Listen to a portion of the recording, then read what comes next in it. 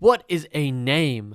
A name is a symbol of something or someone's essence. When the years pass by and our bodies crumble and wither to dust, and the memories of our existence are long since forgotten, our family name marks the last signal of our having lived on this planet. A name carries on the meaning of our existence, but a name is also meaningless until its occupier gives it meaning. Assassin's Creed Valhalla doesn't deserve its fucking name. It's been about a year since I last reviewed Assassin's Creed Valhalla, and now that Valhalla's first season of DLC is well and truly over, I thought I would revisit this absolute ass fest. So, I played through those hotly anticipated Valhalla DLC expansions, and what can I say? It's more Valhalla. Thanks. I hate it.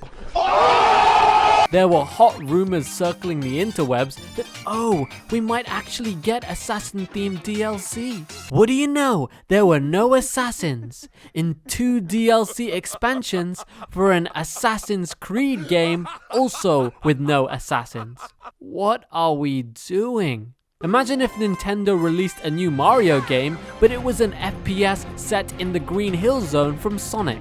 Imagine if that game didn't feature Mario at all, but Luigi had some shitty side quests halfway through the campaign. Imagine if Nintendo teased that Mario might be in the DLC for this Mario FPS, but he actually wasn't. Welcome to Assassin's Creed Valhalla. Back when I was in school, me and my mates would do the OG blend in pose, pretend hidden blade each other, then shout Assassinos. Me and my best mate even bought a goddamn hidden blade. To this day, if any of us see a beautifully aligned collection of windows and ledges, we'll go, yeah mate, could definitely Assassin's Creed that shit. That's what the Assassin's Creed name meant, what it still should mean.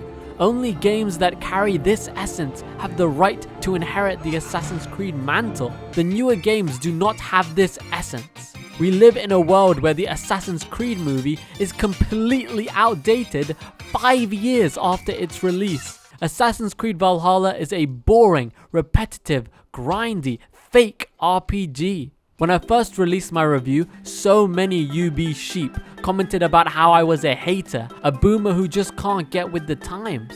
How is Valhalla getting with the times? It's a poor man's Witcher 3, released 5 years after Witcher 3. It's a bloated open world game, released years after people finally got fed up with dodgy open worlds. And it's a half-assed RPG. Guess what was a Game of the Year contender last year? Ghost of Tsushima, aka Assassin's Creed in Japan. No game necessarily has perfect mechanics. In fact, Witcher 3's combat has its fair share of flaws. What makes amazing games special is their X factor, the little details that immerse you in their worlds and in their stories. Truly great games have intangible qualities that elevate them to the next level. Assassin's Creed Valhalla has no intangibles. It is a game that constantly makes you aware of the fact that you are just playing a game. I only understand someone enjoying this game if they have a 9 to 5, get home from work and just want to unwind by playing something mindless while having maybe some Netflix or YouTube playing in the background. Speaking of playing games, how's about you and I play a game? What makes Assassin's Creed Assassin's Creed? What gives meaning to that name? The core pillars of Assassin's Creed gameplay are parkour, stealth, vaginas, and combat. The new games have abandoned these principles, except vaginas. Assassin's Creed was doing parkour before enhanced movement was shoved down our throats. Let's take a look at some OG AC parkour.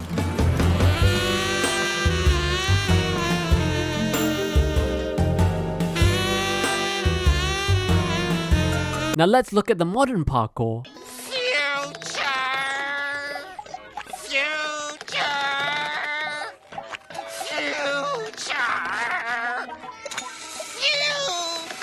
Combat. I like to get close and personal with a razor sharp object. Then slam a blunt object into your stomach. Know when I hit you as soon as you hit the ground. And cause internal bleeding. To be honest, Assassin's Creed combat has never really been that good, but at least internal bleeding. Nowadays, we get butt ugly animations and lots of numbers. Stealth? Again, it's never been perfect, but all I will say is that stealth is actively stupid in Valhalla. There is no point to stealthing in any mission. If you take the time to plan out a route and stealth slash an unsuspecting geezer, all of his goonies will miraculously beeline to your location and fight you anyways. The game always forces you to fight, so why bother with stealth in the first place? In every which way, the stealth is broken and stupid. What kind of a game has two separate difficulties for combat and stealth? The real tragedy is that the OG Assassin's Creed experience never reached its true potential. It never fulfilled its own promise.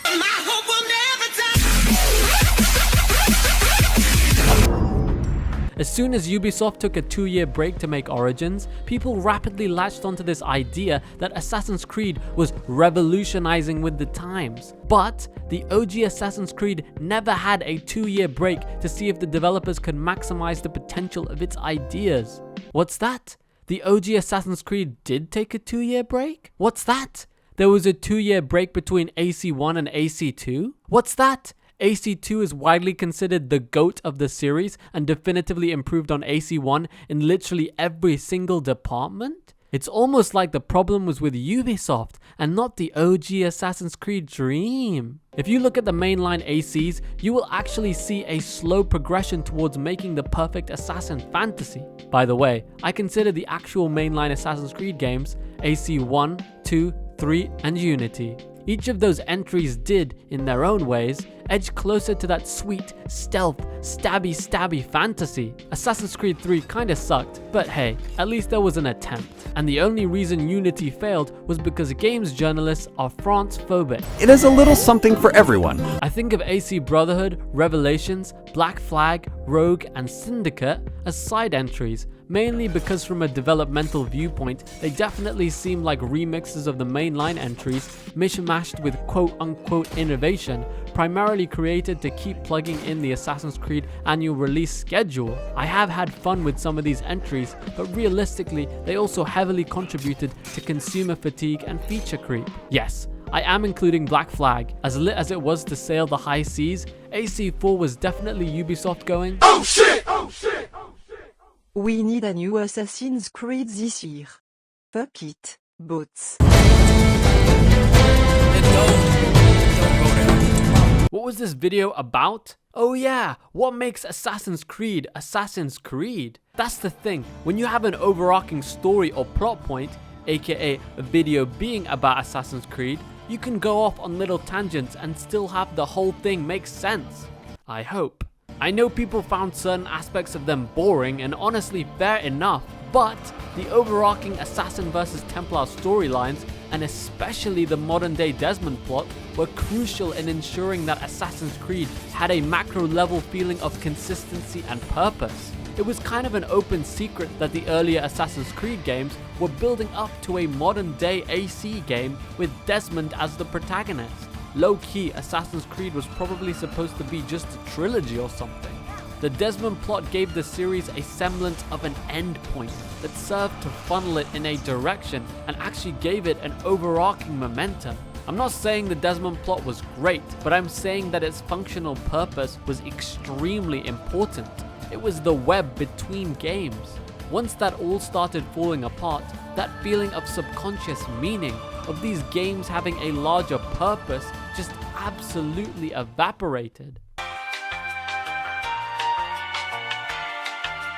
Part of the reason people go so mental about lore is because you want to feel like the series that you're investing so much time into, the series that you love, has some kind of meaning, some kind of larger world that makes sense. I feel bad for the AC lore homies. They are down so bad with how much Ubisoft shits on them and rips apart any semblance of Assassin's Creed lore. These troopers are so in pain that they froth and throb at any sign of an interconnected world. Did he say hate them Kenway? Apple of Eden? Internal bleeding. We have a situation where the Assassin's Creed name is associated with a product that has no true connection to the previous tenets of Assassin's Creed gameplay, and also has no overarching narrative ties to the past entries either. Valhalla won't even humor the old fans in its fucking DLC. I don't get why Valhalla and Odyssey fans get so salty at old school fans' backlash.